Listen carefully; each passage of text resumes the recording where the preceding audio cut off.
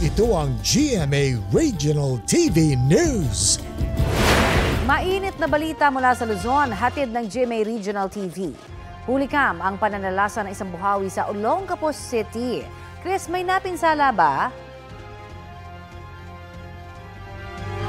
Tony, ayon sa uploader, 3 bahay ang nasira ng buhawi. Kita sa video na naglipara ng mga tarapal at plastic bottle sa bubong ng bahay na yan sa Barangay East Bahak-Bahak.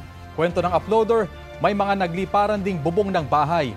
Tumagal ng 1 minuto ang buhawi, walang naitalang nasugatan.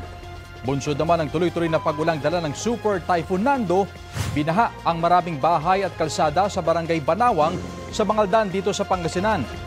Ayon sa Bangaldan Disaster Risk Reduction and Management Office, ang pag-apaw ng ilang creek ang dahilan ng pagbaha sa low-lying areas.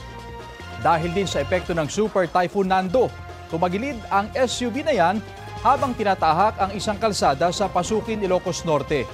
Ayon sa ilang nakakita, mabagal ang patakbo ng driver. Hinala nila, nawalan ng kontrol ang driver dahil sa lakas ng hangin. Ligtas naman ang 2 sakay nito. Wala pa silang pahayag.